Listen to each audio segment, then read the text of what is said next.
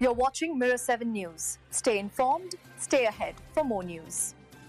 Dead of Winter is the kind of thriller that manages to feel both familiar and fresh. And a lot of that has to do with Emma Thompson stepping into a role that is nothing like what we usually see from her. The movie is set in northern Minnesota, though in reality most of it was filmed in Finland, because Minnesota didn't have the snow needed during production. Climate change had left the Northland unusually bare in early 2024, so filmmakers went overseas to capture the icy landscapes. Ironically, Finland's frozen lakes and vast forests turned out to be convincing enough to pass for somewhere just north of Bemidji.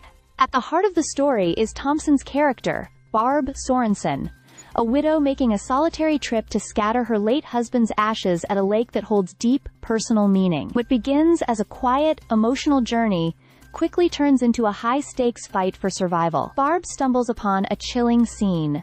A young woman being held captive by a couple played by Judy Greer and Mark Menchaca. With no one around to call for help, Barb must rely on her instincts, her wilderness know-how, and, occasionally, a tackle box full of improvised tools to outsmart the captors. The film blends tones that might remind you of Fargo, Home Alone, and even a bit of MacGyver. There's dark humor in the bleakness, clever resourcefulness in Barb's methods, and an undercurrent of dread that doesn't let up. Thompson grounds all of this with a performance that's both restrained and magnetic. She doesn't need to say much. Her presence, her expressions, and her sheer determination carry the weight of the film. Judy Greer delivers a memorable performance as one of the villains, unraveling mentally and physically as the story progresses. Meanwhile, flashbacks show Barb's earlier life, portrayed by Thompson's daughter Gaia Wise, alongside her late husband at different ages. These scenes build emotional depth, though they also lead to a twist that may feel a little too melodramatic for some viewers.